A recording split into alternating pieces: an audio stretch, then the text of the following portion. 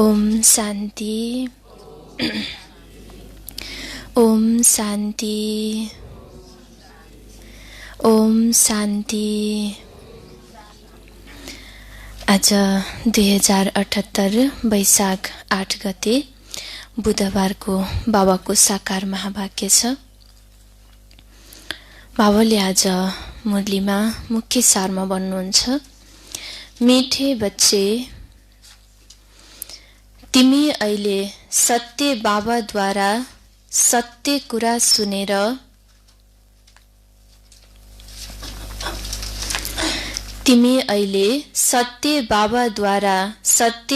सुनेर उज्यालोमा आएका छौ।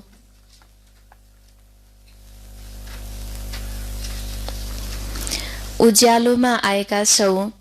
तिम्रो कर्तव्य हो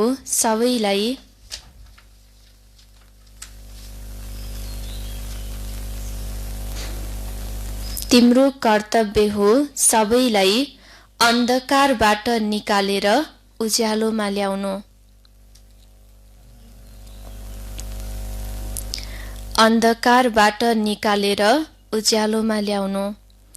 मिठे बच्चे, तिमी अहिले सत्य बाबाद्वारा सत्य कुरा सुनेर उज्यालोमा आएका छौ। तिम्रो कर्तव्य हो सबैलाई अन्धकारबाट निकालेर उज्यालोमा ल्याउनु। बाबा भन्नुहुन्छ कि अहिले सत्य बाबा हैन आएर त सत्य बाबाले हामीलाई सबै सत्य कुरा सुनाउनु भएको छ। त्यसैले सत्य बाबाद्वारा सत्य कुरा सुनेर अहिले हामी उज्यालोमा आएका छौँ। पहिला त अन्धकारमा थियौँ हैन। त्यसैले बाबा भन्नुहुन्छ कि अब तिमी बच्चाहरूको कर्तव्य हो, जसरी तिमी उज्यालोमा आएका छौ त्यस्तै अरूलाई पनि अन्धकारबाट निकालेर उज्यालोमा ल्याउनु, यो नै तिम्रो कर्तव्य हो भन्नुभयो। आजको प्रश्नमा छ, जब तिमी बच्चाहरूले कसैलाई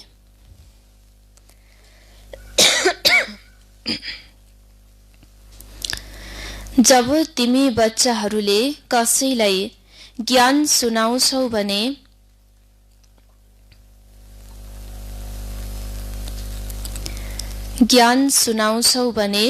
कुन चाहिँ कुरा अवश्य याद राख्नुपर्छ।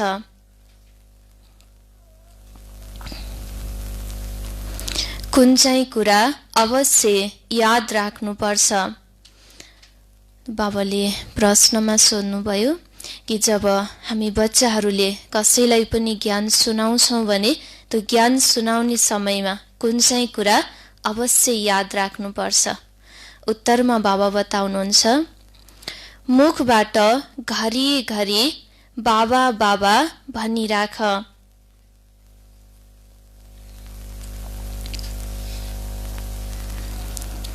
मुखबाट घरिघरि बाबा बाबा भनिराख। यसबाट मेरोपन समाप्त हुन्छ।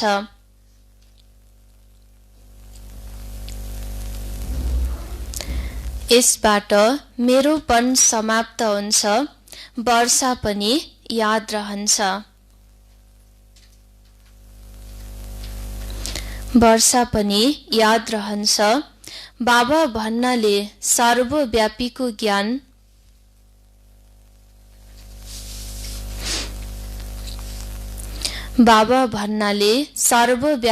ज्ञान पहिला नै खत्तम हुन्छ। यदि कसैले भगवान सर्वव्यापी हुनुहुन्छ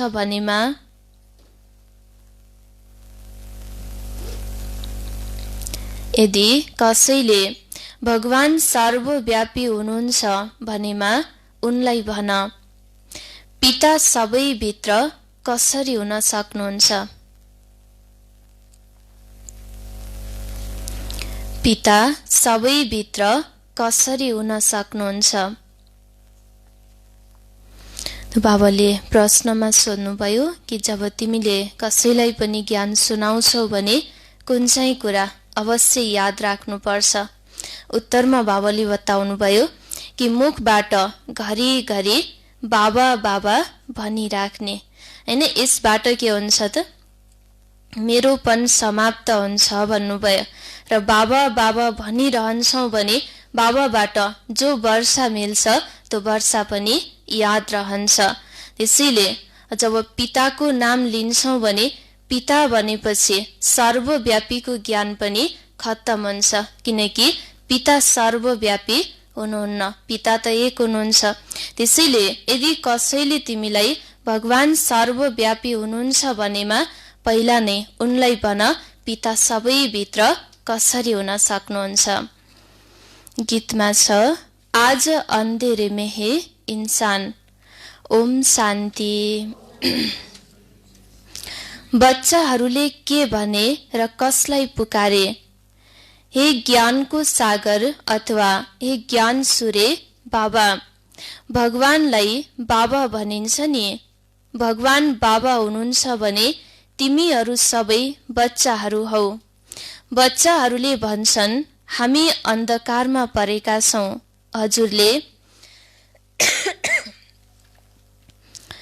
हजुरले हामीलाई उज्यालोमा लिएर जानुहोस्।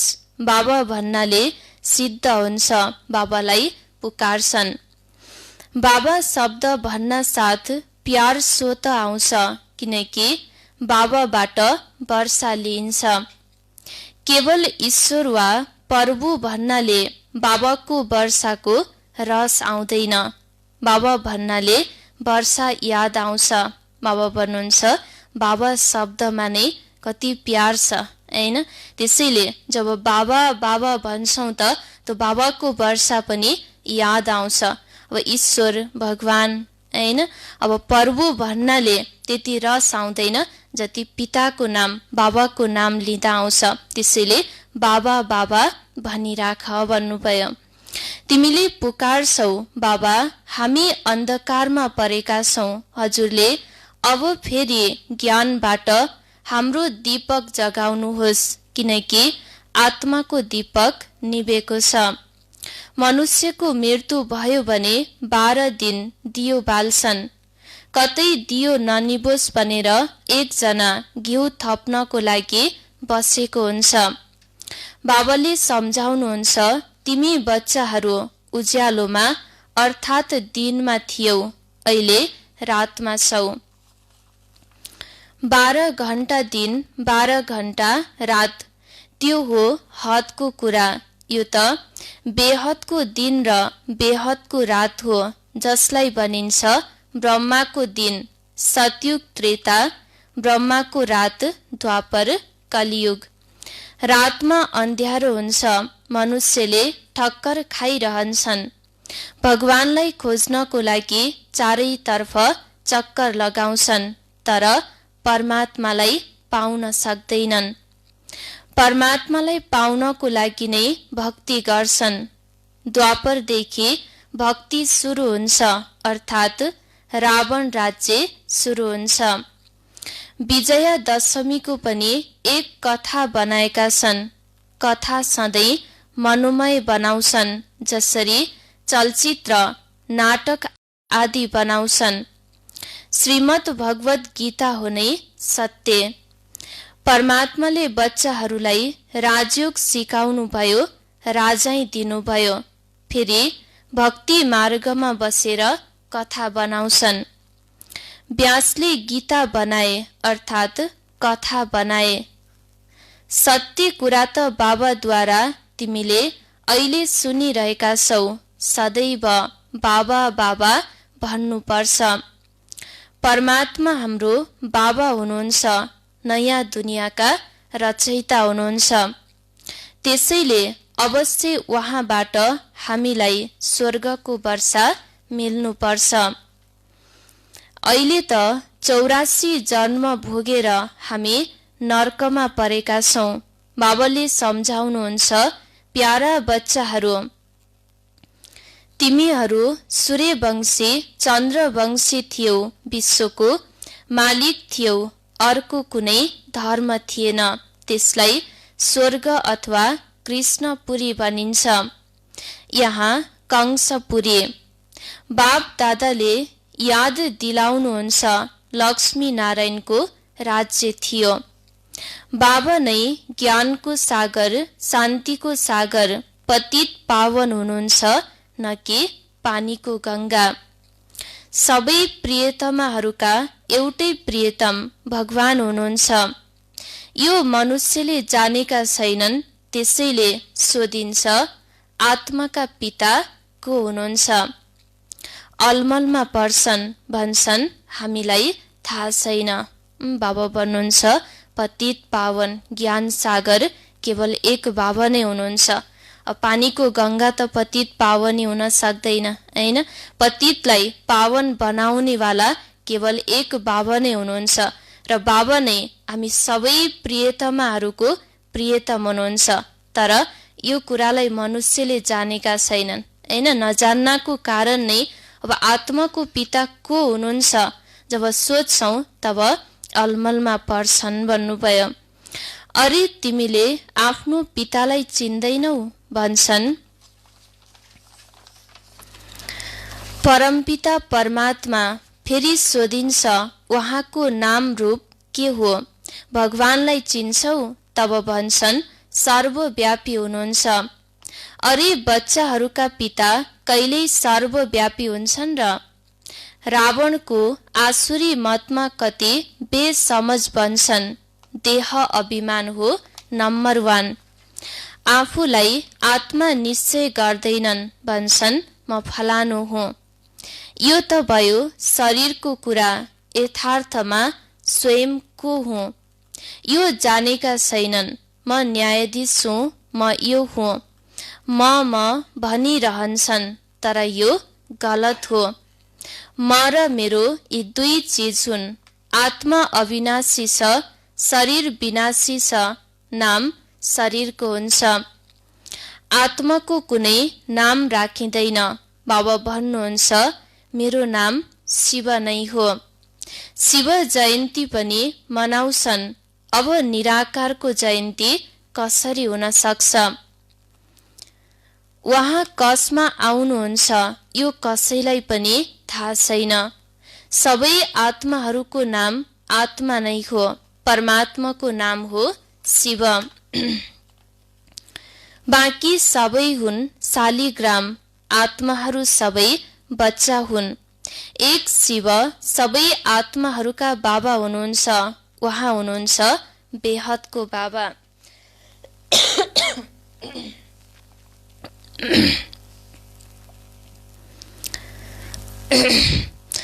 उहाँ हुनुहुन्छ बेहदको बाबा। एक शिव सबै आत्माहरूका बाबा हुनुहुन्छ। उहाँ हुनुहुन्छ बेहदको बाबा। उहाँलाई सबैले पुकार्छन्, आएर हामीलाई पावन बनाउनुहोस्। हामी दुखी छौँ, आत्माले पुकार्छ। दुःखमा सबै बच्चाहरूले याद गर्छन्।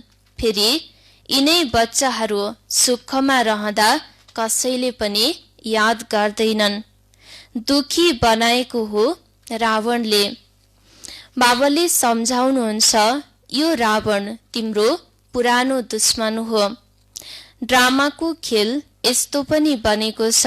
अहिले सबै अन्धकारमा छन्, त्यसैले पुकार्छन्, हे ज्ञान सूर्य आउनुहोस्, हामीलाई उज्यालोमा लिएर जानुहोस्। बाबा भन्नुहुन्छ, रावण नै हाम्रो सबैभन्दा पुरानो दुश्मन, हैन? आधा कल्पदेखिको दुश्मन नै यो माया रावण हो। त्यसैले बाबा भन्नुहुन्छ, अहिले हरेक मनुष्य आत्मा अन्धकारमा छन्। अन्धकारमा हुनाको कारण नै ज्ञान सूर्य परमात्मालाई पुकारिरहन्छन् कि आउनुहोस्, आएर हामीलाई उज्यालोमा लिएर जानुहोस्। दुनियाँ दुःखधाम थियो। त्यस बेला कसैले पनि पुकार्दैनथे। कुनै अप्राप्त वस्तु थिएन। यहाँ त चिल्लाइरहन्छन्, हे शान्ति देवा। बाबा आएर सम्झाउनुहुन्छ, शान्ति त तिम्रो स्वधर्म हो, गलाको हार हो। आत्मा शान्ति धामको निवासी हो। शान्ति धामबाट फेरि सुखधाममा जान्छ। त्यहाँ त सुख नै सुख हुन्छ।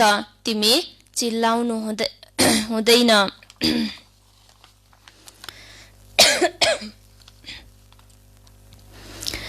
दुःखमा नै चिल्लाउँछन् दया गर्नुहोस्, दुःख हर्ता सुखकर्ता बाबा आउनुहोस्। शिव बाबा मिठा बाबा फेरि आउनुहोस्, अवश्य आउनुहुन्छ। तब त शिव जयन्ती मनाउँछन्। श्री कृष्ण हुन् स्वर्गका राजकुमार, उनको पनि जयन्ती मनाउँछन्। तर कृष्ण कहिले आए यो कसैलाई थाहा छैन। राधा कृष्ण नै स्वयम्वर पछि लक्ष्मी नारायण बन्छन्, यो कसैले पनि जानेका छैनन्। मनुष्यले पुकार गरिरहन्छन्, ओ गड फादर। ठिक छ, उहाँको नाम रूप के हो भनी सोद्धा भन्छन्, नाम रूपबाट अलग हुनुहुन्छ। अरे तिमीले भन्छौ गड फादर, फेरि नाम रूपबाट अलग भन्छौ। आकाश अनन्त छ, तर पनि त्यसको नाम छ आकाश।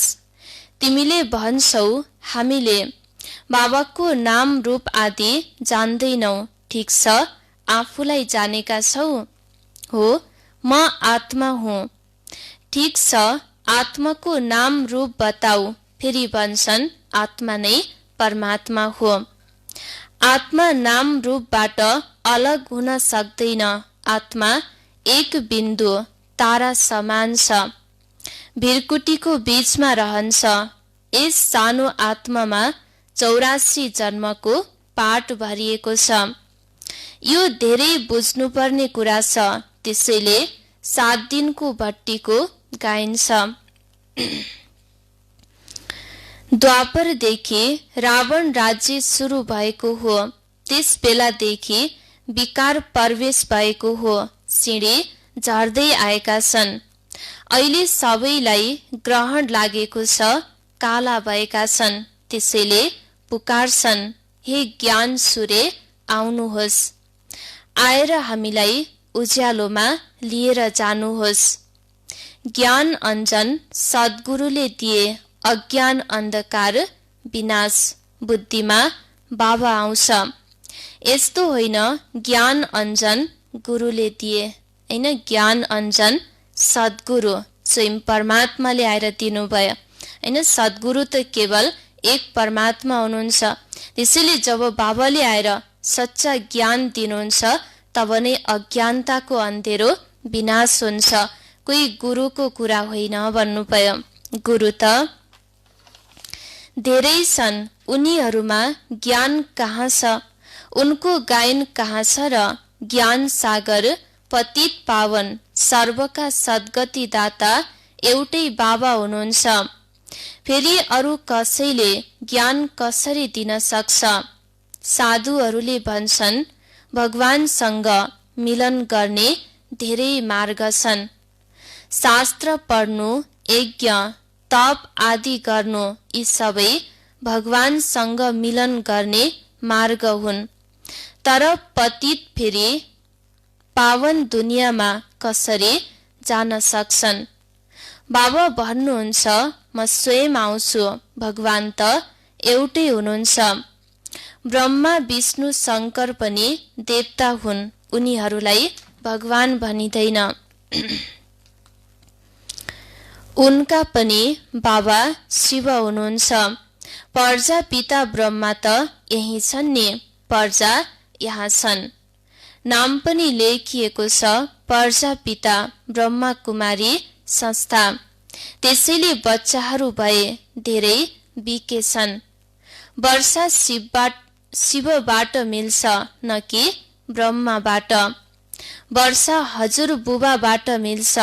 ब्रह्माद्वारा स्वर्गमा जान लायक बनाउनुहुन्छ।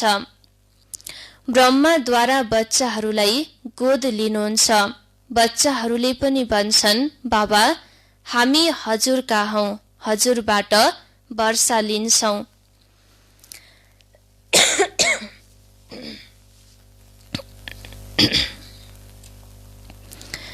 ब्रह्माद्वारा स्थापना हुन्छ विष्णुपुरीको। शिव बाबाले राजयोग सिकाउनुहुन्छ। श्रीमत अथवा श्रेष्ठ भन्दा श्रेष्ठ मत भगवानको गीता हो। भगवान एउटै निराकार हुनुहुन्छ। बाबाले सम्झाउनुहुन्छ, तिमी बच्चाहरूले 84 जन्म लिएका छौ। आत्मा परमात्मा अलग रहे बहुकाल। बहुकालदेखि त हिन्दूहरू नै थिए, अरू कुनै धर्म थिएन। उनै सबैभन्दा पहिला बिछोडिएका हुन्। बाबासँग बिछोडिएर यहाँ पाठ खेल्न आएका हुन्। बाबा भन्नुहुन्छ, हे आत्माहरू, अब म बाबालाई याद गर। यो हो यादको यात्रा अथवा योग अग्नि। तिम्रो शिरमा जुन पापको बोझ छ त्यो यस योग अग्निबाट भस्म हुन्छ। हे प्यारा बच्चाहरू, तिमी सतयुगबाट कलियुगमा आइपुगेका छौ। अब मलाई याद गर। यो बुद्धिको काम हो नि। देह सहित देहका सबै सम्बन्धलाई छोडेर म एकलाई याद गर। तिमी आत्मा हौ नि। यो तिम्रो शरीर हो। म आत्माले भन्छ, तिमीलाई रावणले पतित बनाएको हो। यो खेल बनी बनाऊ हो। पावन भारतवर्ष, पतित भारतवर्ष। जब पतित बन्छन् तब बाबालाई पुकार्छन्, राम राज्य चाहियो भन्छन् पनि, तर अर्थ बुझ्दैनन्। ज्ञान दिने ज्ञानको सागर त एउटै बाबा हुनुहुन्छ। बाबाले नै आएर सेकेन्डमा वर्षा दिनुहुन्छ। अहिले तिमी बाबाको बनेका छौ। बाबाबाट सूर्यवंशी चन्द्रवंशी वर्षा लिन। फेरि तिमी सतयुग त्रेतामा अमर बन्छौ। त्यहाँ यस्तो भनिँदैन, फलानु मर्यो। सतयुगमा अकालमा मृत्यु हुँदैन। तिमीले कालमाथि विजय प्राप्त गर्छौ। दुःखको नामै रहँदैन। त्यसलाई भनिन्छ सुखधाम।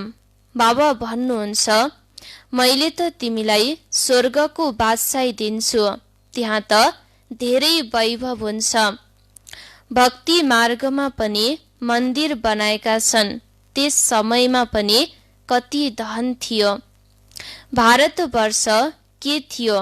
बाँकी अरू सबै आत्माहरू निराकारी दुनियाँमा थिए। बच्चाहरूले जानिसके सर्वोच्च बाबाले अहिले स्वर्गको स्थापना गरिरहनु भएको छ। सर्वोच्च हुनुहुन्छ शिव बाबा।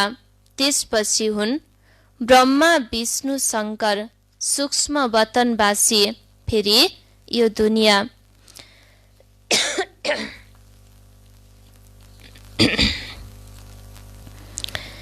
ज्ञानबाट नै तिमी बच्चाहरूको सद्गति हुन्छ।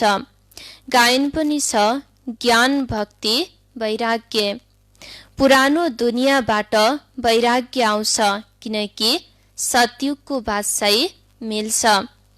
अब बाबा भन्नुहुन्छ, प्यारा बच्चाहरू, म एकलाई याद गर। मलाई याद गर्दै गर्दै तिमी मेरो पासमा आउँछौ। अच्छा,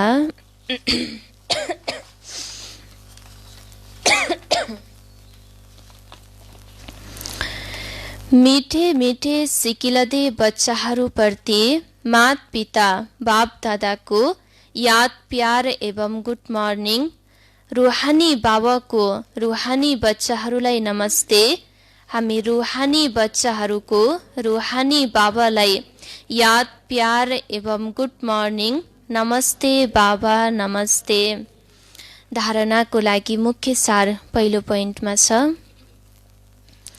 शिरमा जुन पापको बोझ छ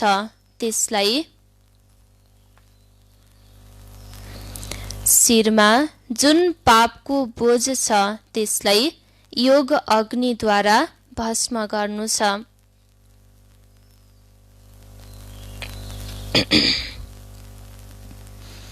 त्यसलाई योग अग्निद्वारा भस्म गर्नु छ।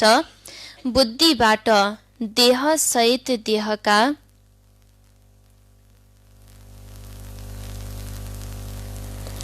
बुद्धिबाट देहसहित देहका सबै सम्बन्धलाई छोडेर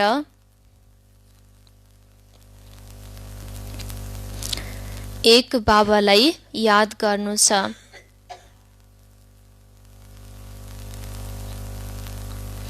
एक बाबालाई याद गर्नु छ।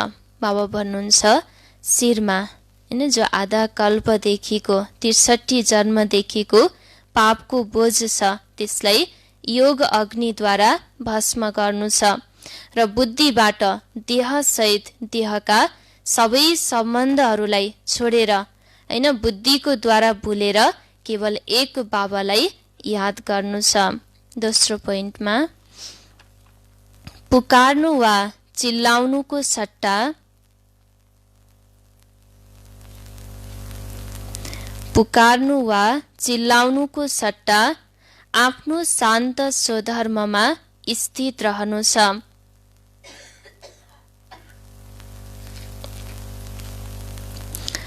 आफ्नो शान्त स्वधर्ममा स्थित रहनु छ। शान्ति गलाको हार हो।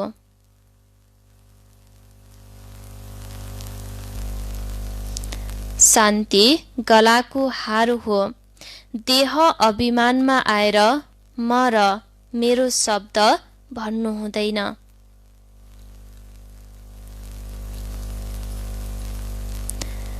देह अभिमानमा आएर म र मेरो शब्द भन्नु हुँदैन। स्वयंलाई आत्मा निश्चय गर्नु छ। स्वयंलाई आत्मा निश्चय गर्नु छ।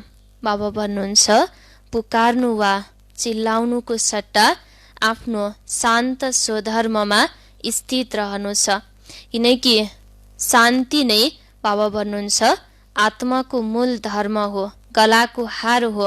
त्यसैले देह अभिमानमा आएर म र मेरो शब्द भन्नु छैन। सदा आफूलाई आत्मा निश्चय गरेर आफ्नो स्वधर्ममा स्थित रहनु छ। आजको बाबाको वरदानमा छ आफ्नो श्रेष्ठ स्थितिद्वारा मायालाई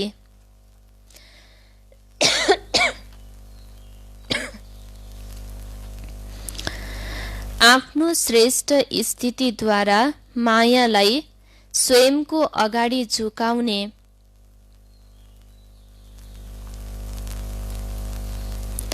मायालाई स्वयंको अगाडि झुकाउने सर्वोच्च पदको अधिकारी भव।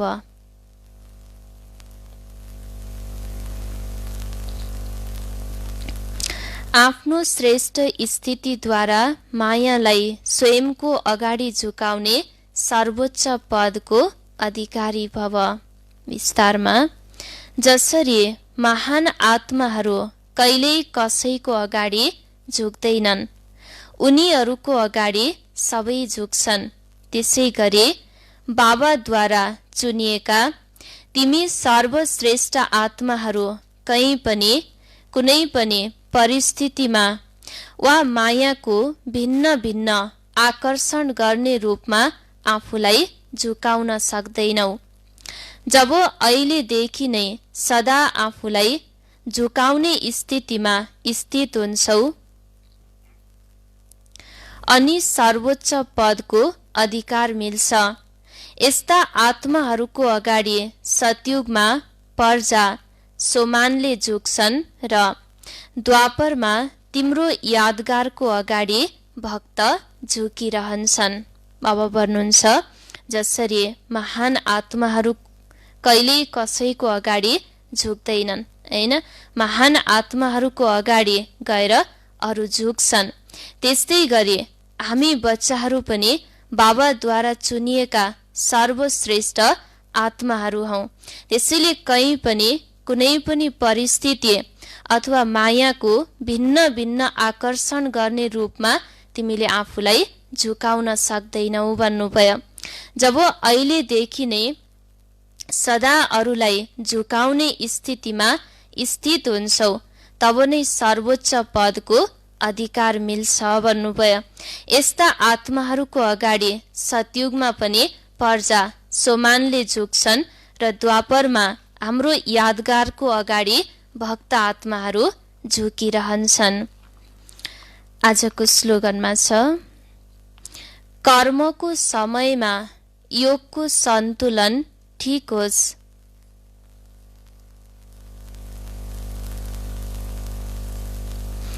कर्मको समयमा योगको सन्तुलन ठीक होस् तब भनिन्छ कर्मयोगी। तब भनिन्छ कर्मयोगी। बाबा भन्नुहुन्छ कर्म गर्ने समयमा पनि हैन योगको सन्तुलन ठीक होस्। कर्म र योग दुवै कुराको सन्तुलन छ भने तब नै बाबा भन्नुहुन्छ कर्मयोगी। अच्छा, बाबाले आज मुरलीमा मुख्य सारमा भन्नुभयो, मिठे बच्चे तिमी अहिले सत्य बाबाद्वारा सत्य कुरा सुनेर उज्यालोमा आएका छौ। तिम्रो कर्तव्य हो सबैलाई अन्धकारबाट निकालेर उज्यालोमा ल्याउनु। वरदानमा आफ्नो श्रेष्ठ स्थितिद्वारा मायालाई स्वयंको अगाडि झुकाउने सर्वोच्च पदको अधिकारी भव। स्लोगन, कर्मको समयमा योगको सन्तुलन ठीक होस् तब भनिन्छ कर्मयोगी। ओम शान्ति।